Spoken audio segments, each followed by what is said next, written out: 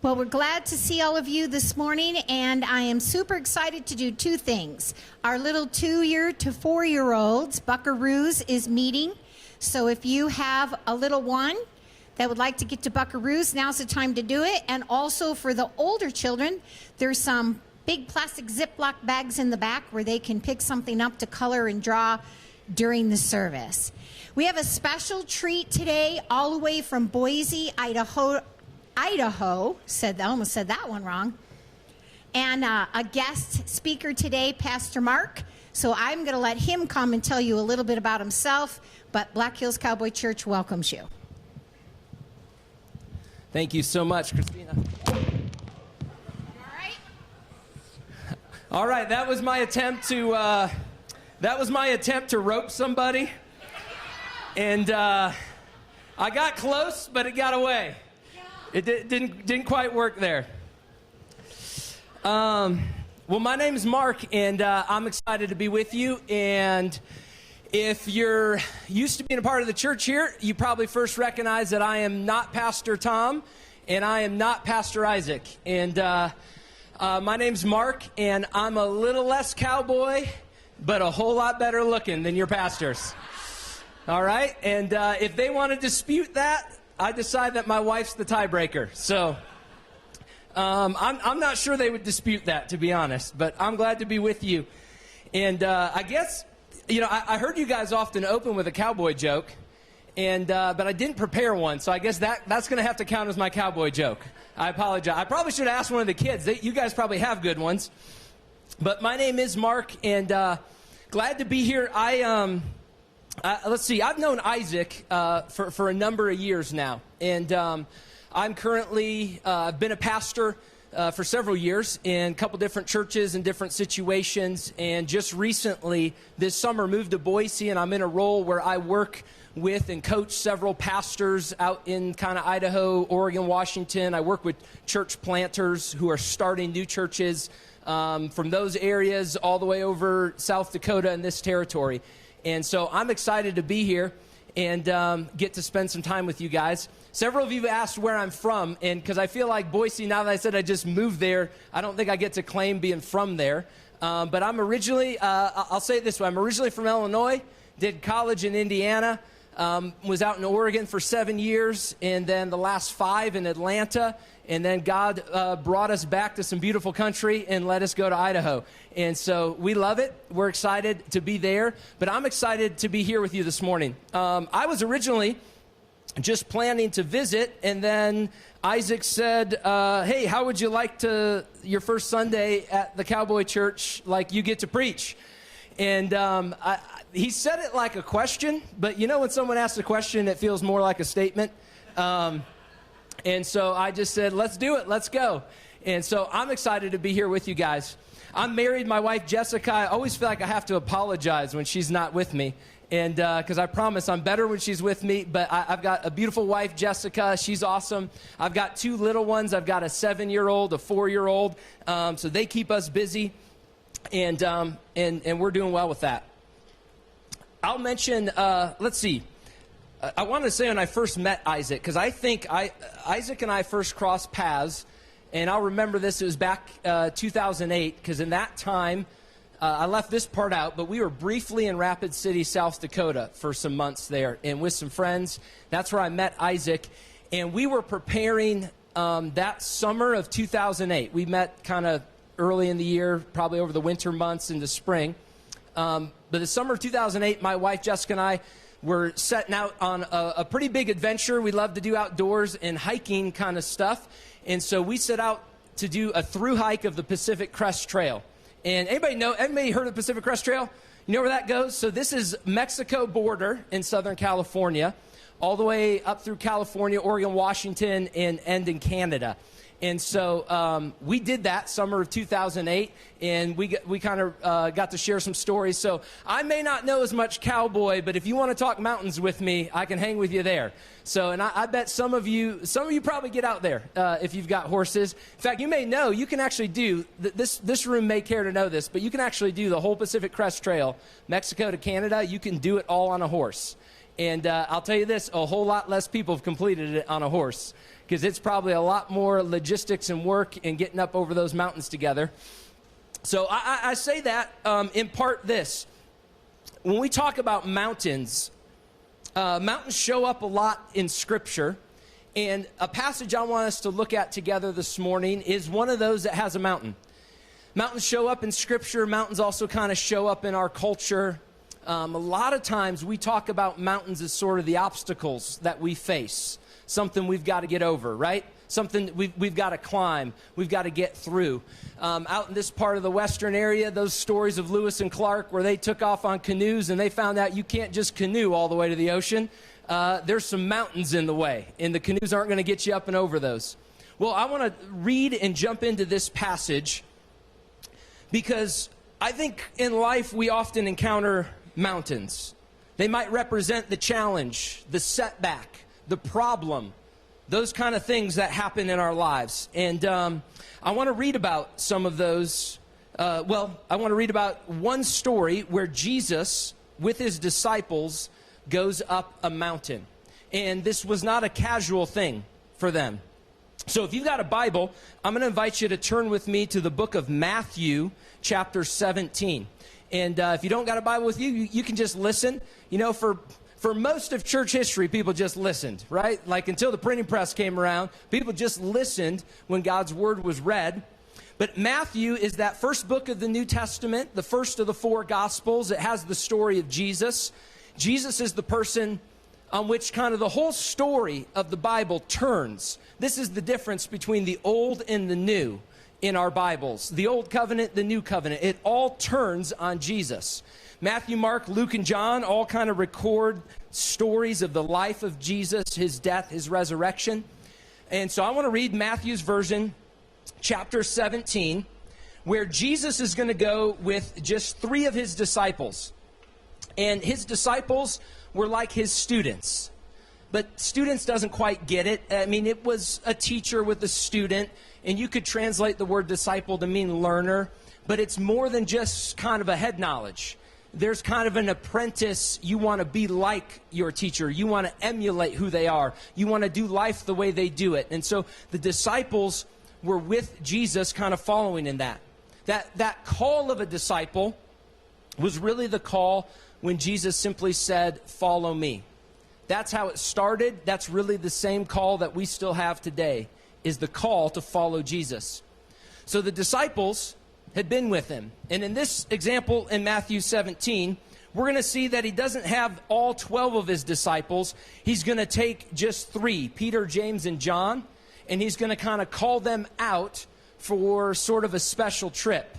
And so let's read together in the passage. We'll start verse 1 of chapter 17 in Matthew.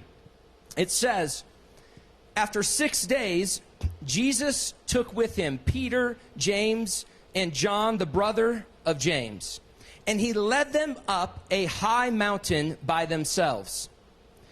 Now, they may have thought this was pretty cool. Like, Jesus is calling them out, unique thing. Hey, we get a trip. They're probably looking down at everybody else like, you know, hey, you losers, you didn't get picked. We get to go up a big mountain. They don't know exactly what's in store, but Jesus is the one leading them. And then this is going to be a day that's not an ordinary day. Like, there would have been a lot of days, I think the disciples with Jesus, things might have felt pretty ordinary. But this would be a unique day, because Jesus is going to reveal himself to Peter, James, and John in a way that they've never seen. They've known him as the teacher. They've seen him heal people. They've seen him preach to the crowds.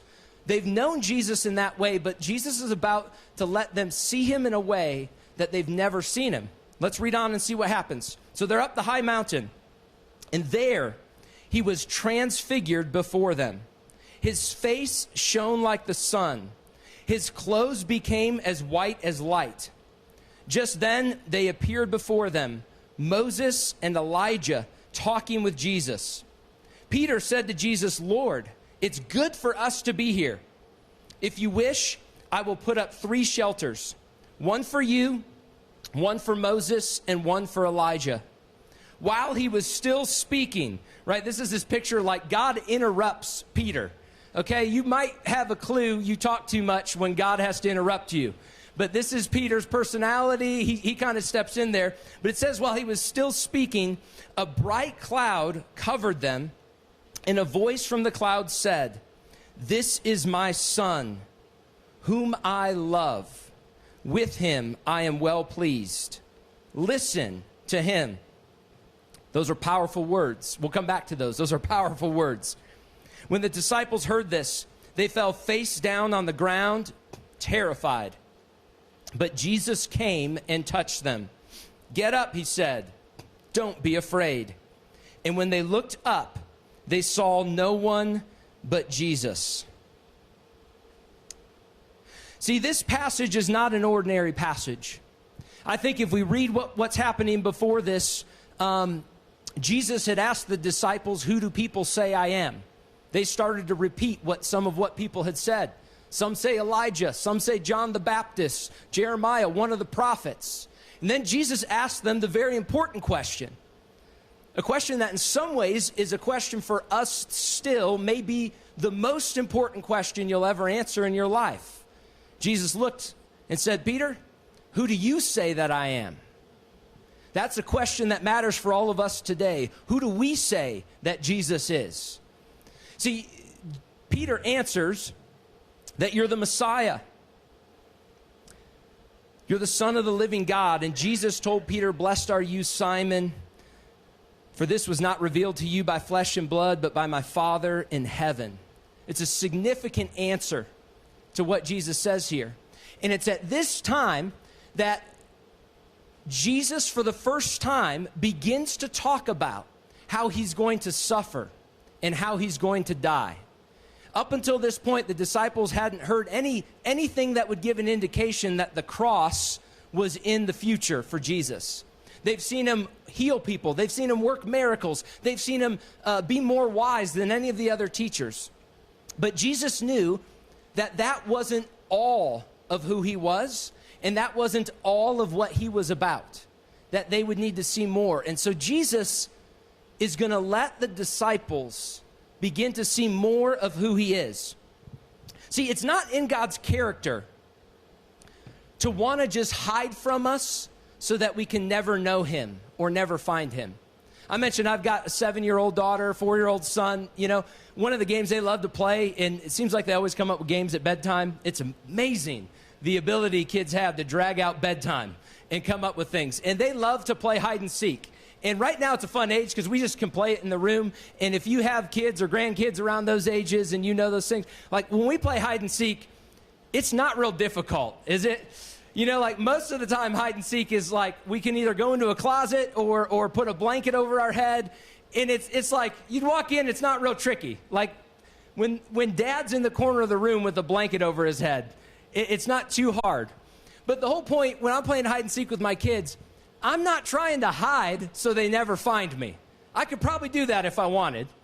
But the whole point when you have kids, when you're hiding, you want them to find you, right? Like that's part of the joy. That's part of the excitement. God wants us to find him. He wants us to know him. And Jesus, when he goes up a mountain, he realizes it's a time where he can allow the disciples to begin to see more of who he is. Now, this story, when we read it, it would not have been lost on any hearer of Matthew's gospel, which some would argue was written to a mostly Jewish audience familiar with the Old Testament scriptures and stories. And anyone familiar with the Old Testament with stories of the past would not have been lost when it begins after 6 days Jesus took these guys up a mountain. Immediately, we don't have time for it, but you can go back and in Exodus 24, Moses, great hero of the Old Testament, he went up a mountain, and after 6 days, on the 7th day, the glory of God rested on that mountain. It's right there in the encounter where we get the 10 Commandments, all part of that.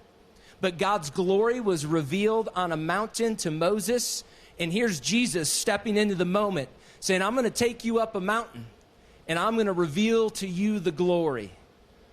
You may think, if you think I'm just a teacher, if you haven't picked up on it yet, Peter, you said it, I'm the Messiah. But I'm going to let you see the glory. And that's what happens in this passage. That's no ordinary passage. They have an encounter with Jesus, and they get to see his glory. One thing that comes through in this passage that I think is true for all of us today: you need an encounter with Jesus. In fact, if I were just to help us see what I hope to press home today, is that we need an encounter with Jesus that compels you to follow him, no matter what mountains get in your way. See, they had an encounter with Jesus that was going to change the way they saw Jesus for the rest of their lives. They had an encounter with Jesus they would never forget. They had an encounter with Jesus that was going to help them realize he's more than a prophet. He's more than a man. This is God in the flesh, revealing himself to us. And Jesus is going to let them in on that up on a mountaintop. And so they're going to see and have this encounter. Now, sometimes it's hard to encourage people and say, we need to have an encounter with Jesus, because I think, well, how do I really go do that? Because honestly, I don't think the disciples got to pick this. Jesus kind of picked them for the encounter. And I don't know that we can necessarily just go and pick when and how we want to have an encounter with God. But I'll tell you one thing I've seen over and over is, one is that you can ask God for an encounter. I think if you pray and ask God, help me to see you, help me to know you, help me to have an encounter with you where I'm never the same, I think God will hear that prayer, and eventually he'll help you to have that kind of encounter. And secondly, maybe it's more practical. You can position yourself for an encounter. I met my wife when we were in college at Indiana, and it was our senior year when I realized I didn't just want to be friends. When we went back to school, I wanted to be more than friends. Well, guess what you do when there's somebody that you want to encounter around the campus? I figured out how to position myself for encounters, right? Like, I learned what her schedule was, and I began to learn how she walked at what times to what classes. And guess who just happened to walk some of those same paths all the way along? Like, I would walk the long way around campuses, pretend I have to go this way, just so we could bump into each other and just so we could see each other. Later on, you're in classes together, you'd invent excuses for why you needed to call because you didn't remember what to do for a class. But I would position myself for an encounter. I'd position myself to bump into her. And I think with God, we can position ourselves to have encounters with him. Part of why it's important to gather in places like this is because Jesus tells us when we gather together, his presence is here with us. I think environments of worship, environments of opening the scripture, these are the kind of places where God shows up. So you can position yourself for encounters with him by opening the scriptures, by being in church. These are the very kind of places where I believe God most often and regularly encounters people. It doesn't have to happen in a church. I think for me in my life, it was my freshman year in college where I feel like while I'd grown up in a church and I had known Jesus, and it was later in high school where I really committed to follow him, I think it was right at the beginning of college where it was more of an encounter, where it shifted from, and this is important, it shifted for me to be about more than just beliefs to about convictions. Where it shifted for me to say, Jesus is someone I'm going to follow even if it's not easy. Jesus is somebody I'm going to follow like no matter what. We live in a culture, three words that have often come up to summarize some of our American culture are words fast, easy, and fun. Now, I don't know about you, but I like some things fast, easy, and fun. Right? If you get behind a car, it's more fun behind a fast car.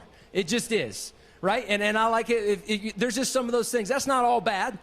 But I bet if I talked to my grandparents, they would probably look at me and our whole generation and they'd say, you guys like things faster and you like things easier and you always have to have things fun. And they'd probably tell me they're not convinced that that's all good. And in fact, I think Jesus would probably help us realize, hey, if you're going to follow me, it's not always going to be fast, easy, and fun. You got to understand that you need to build your life on something more than just what's fast, easy, and fun. And I think he would invite us into that. Well, an encounter with Jesus can change those things. For me, it was in college. I think of one of my friends, Drew. He's a good friend of mine in Atlanta that I got to meet. His encounter with Jesus that changed his life happened in a prison cell. He found himself there at a low and hard point. And that's where God showed up. That's where Jesus became real. And that's where he said, I'm going to trust and follow him and never look back. For Moses, it happened in a burning bush. For the disciples, it just happened when they were fishing and Jesus called. Wherever it is, we need an encounter with Jesus where we'll never be the same. An encounter that you won't forget. Jesus in this place, I think, provides a pretty powerful encounter as we see. But look back at the passage with me.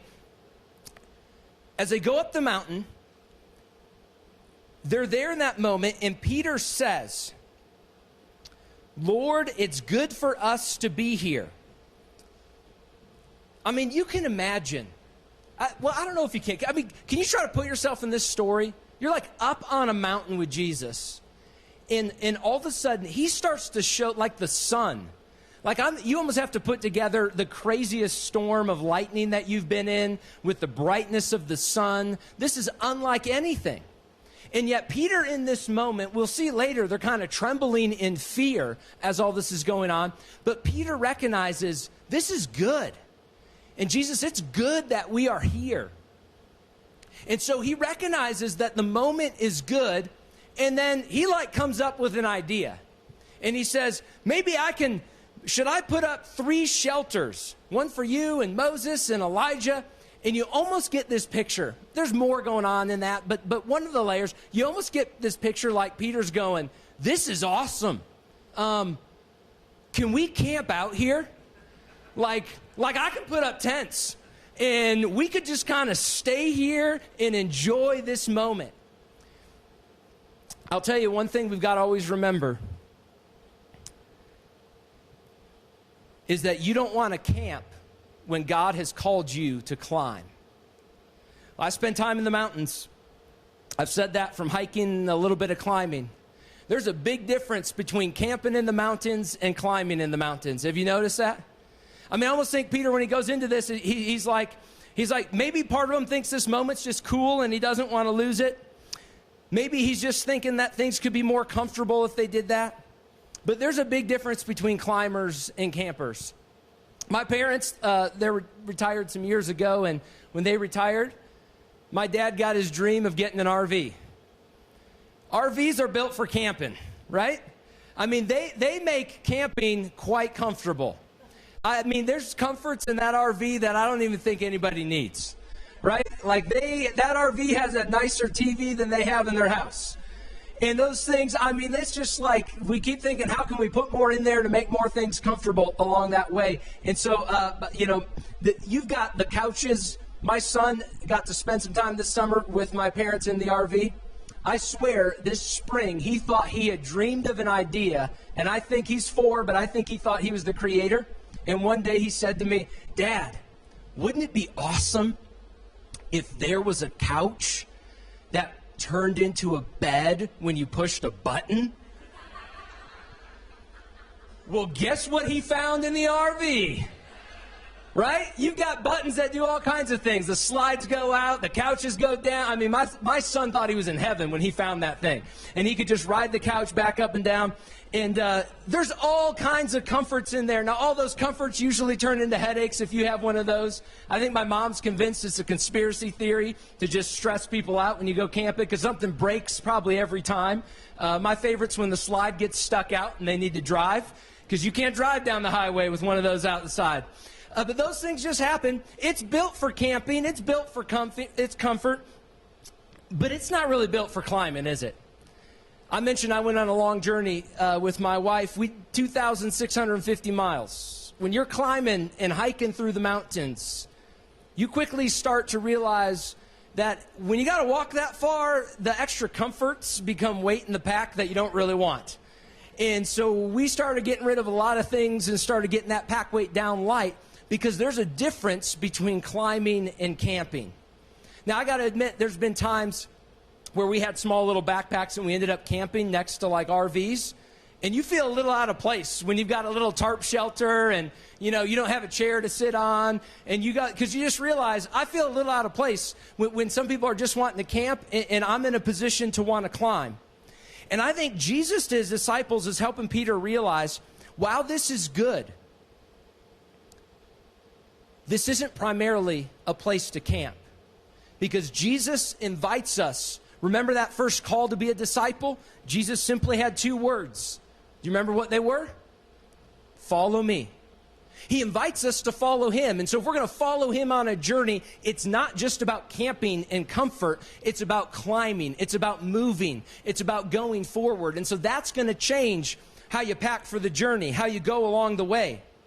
And I think Jesus is helping the disciples to see, don't camp out when I've called you to climb. We're not just going to stay on the mountain. We're going to go down from the mountain. We're going to keep serving people, and we're going to reach people. Sure, there's going to be rest along the way. And sure, his yoke is easy, his burden is light when we follow Jesus. But don't get confused and think it's all about camping and the comforts of that. See, this was kind of a holy and powerful moment.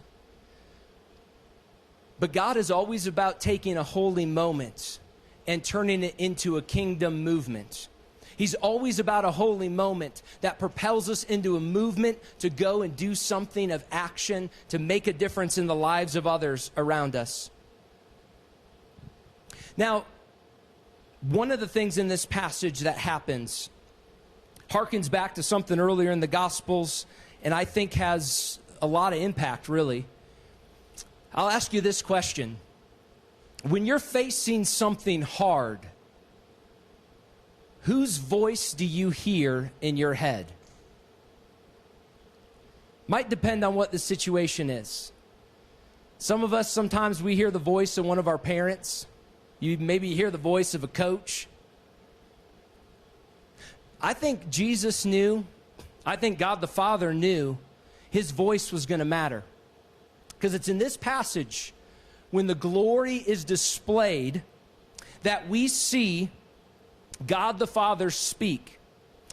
Let's read it again. Verse 5, while he was still speaking, that was Peter, a bright cloud covered them, and a voice from the cloud said, "This is my Son, whom I love. With him I am well pleased. Listen to him." Listen to him. See, if you're a parent or a grandparent in the room, don't miss the weight and the power of these words.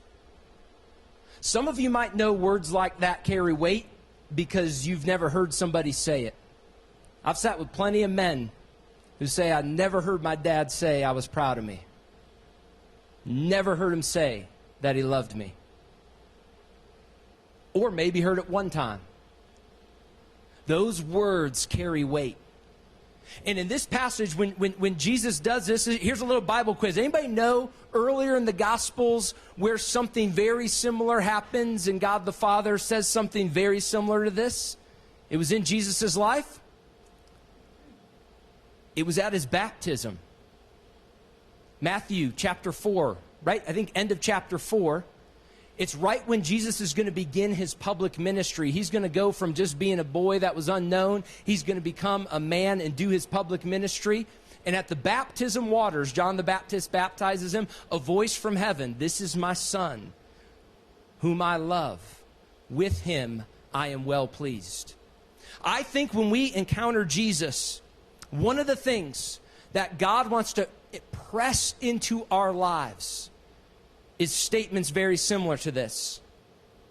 You're my child. I love you. I'm well pleased with you. See, the invitation to follow Jesus is that any of us can become a child of God. Sure, we're born in the world separated from him, but when we confess our sins, when we turn to him, we can join the family.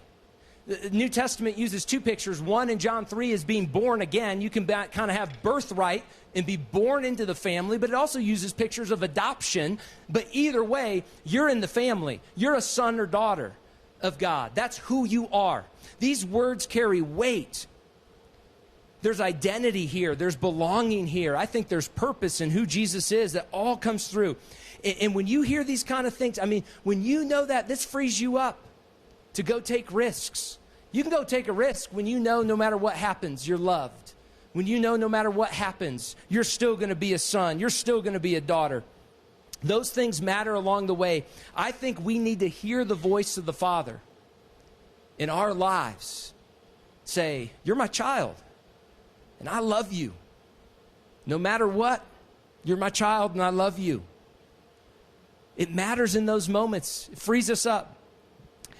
I grew up a couple hours west of Chicago, so let's see, when all this COVID corona stuff hit and we were like stuck at home and had to watch, I got really excited when they released the Chicago Bulls, The Last Dance, because I grew up in the 90s with Michael Jordan. And so like that was, I'll tell you, it's fun to cheer for your team, and it's really fun to cheer for a team that wins. Do you know? Some of you don't know what that's like, right? You cheer for other teams, they don't win. But cheering for the Bulls in the 90s, like Michael Jordan, that was great. And one of the things I remember as a boy, somewhere I heard this story of Phil Jackson. I remember Phil talking about this, coach of the Chicago Bulls, coached Michael Jordan. And I remember him talking about how, you know, game-ending plays, everything's on the line. Michael's going to take that final shot. Phil even once said, sometimes we just give Michael the ball and say, save us.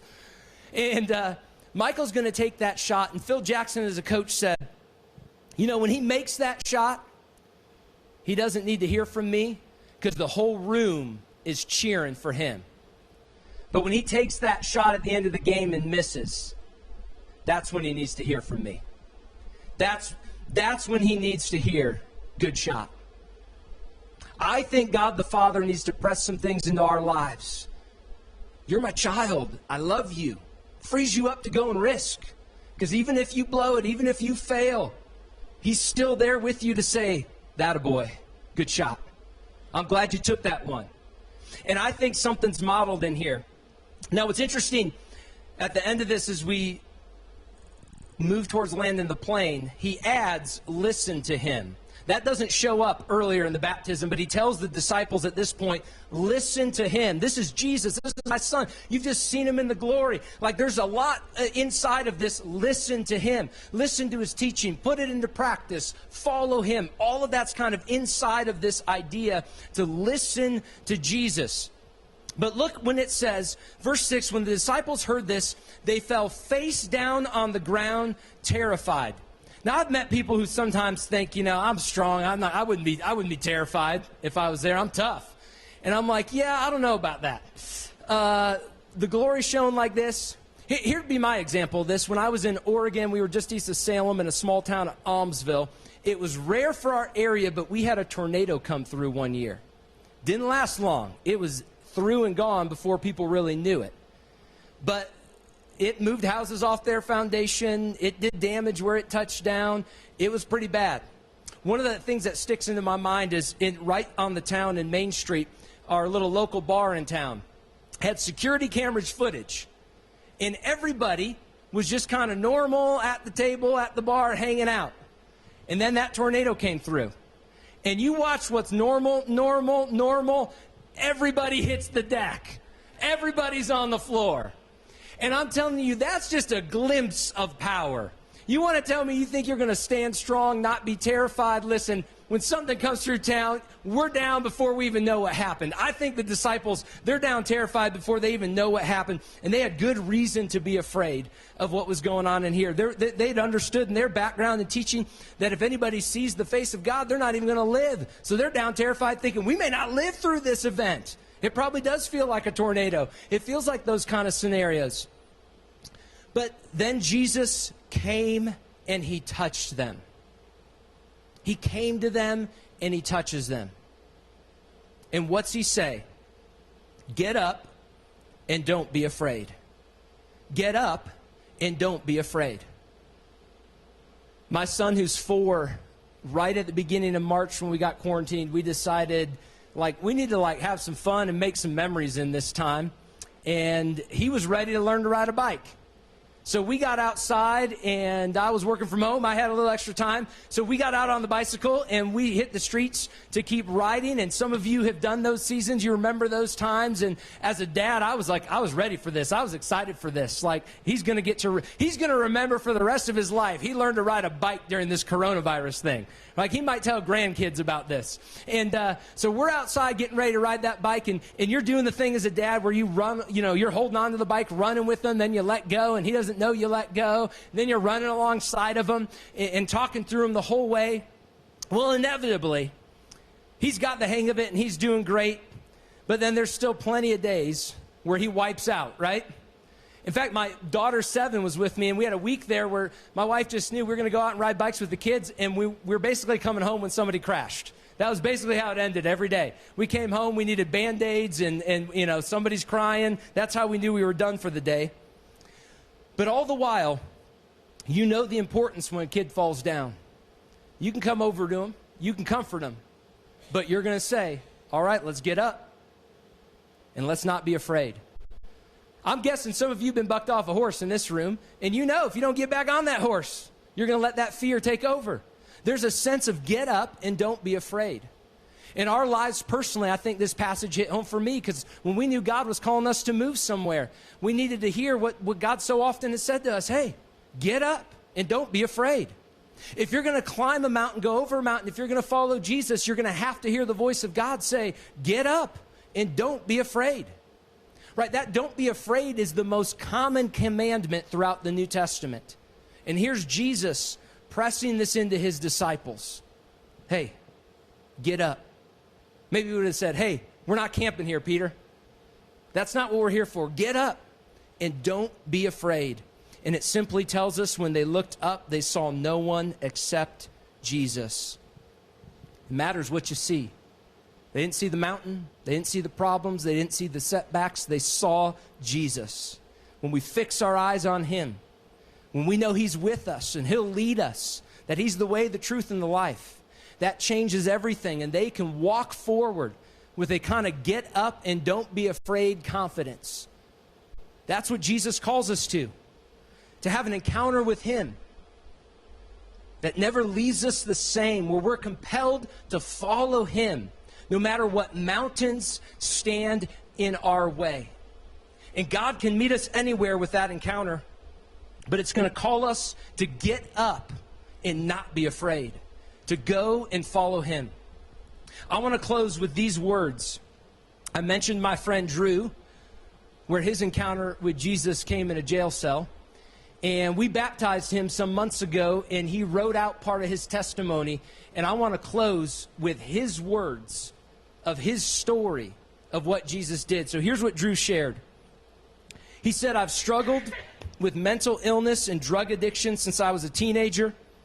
I've been in and out of jail and lost everything to my addiction, ending up homeless. I've overdosed and been brought back to life by paramedics. I was a liar and a thief. I had no self-respect, and I was ashamed of myself. I criticized religion and identified as an atheist. At the bottom of my addiction, I ended up in jail, expecting to go to prison. And one night, my cellmate asked me if I believed that Jesus died for my sins. I wasn't sure how to pray or if I believed, but I listened to him, and I began to read the Bible and to pray. I didn't realize the impact that this man would have on my life. I began to pray the Lord's Prayer every day. And from that day, my life began to transform in such a miraculous way. When I got out of jail, I had nothing but the clothes on my back, nowhere to go. But I continued to have faith. I reached out to a family member, and she let me stay at her house. I learned that even I was worthy of God's love, and I accepted Jesus as my personal Savior. I can't put into words the amount of miracles that have happened in my life since I surrendered to God. But I know that there's no coincidences, that He has a plan for me. I know that all things work together for good for those who love Him and are called according to His purpose. Today I have purpose. Today I'm sober. I have a job, a home. I've been reunited with my children, and my relationship with my family has been restored. God's brought me back from not only a physical, but a spiritual death. And I want to be baptized to profess my devotion to Jesus Christ and hope that my testimony might give someone hope that he can heal lives no matter how lost. That's the God we serve, isn't it? Would you pray with me?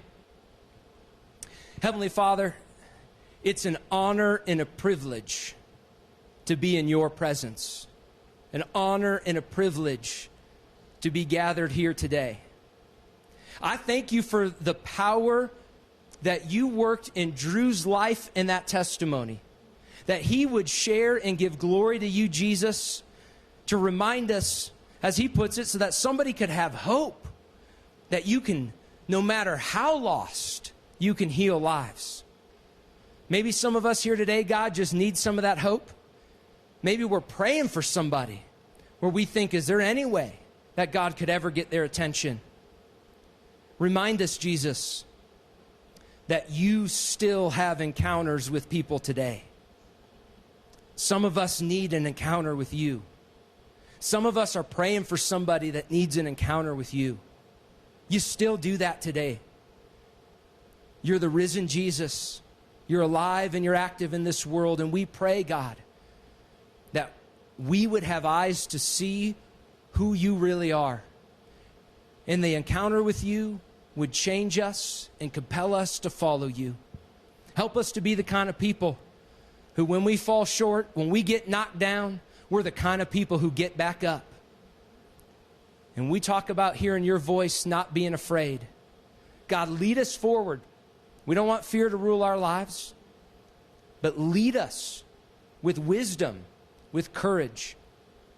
Thank you, Jesus, for how you worked in the lives of the disciples. Thank you for how you preserved this story to teach us and help us know better who you are, Jesus, and understand that you're more than just a man, more than just a prophet, that you were the Messiah, the Son of the living God, and you're worthy of our lives following after you. So help us to trust and follow you, no matter what mountains get in our way. We love you, Jesus. We want to live for you today and for every day. And we pray this in your name. Amen. Amen. Thank you guys for being here. Thanks for being great listeners and letting me be together with you. I pray a blessing on you today as you go make a difference for Jesus in your life. Have a great one.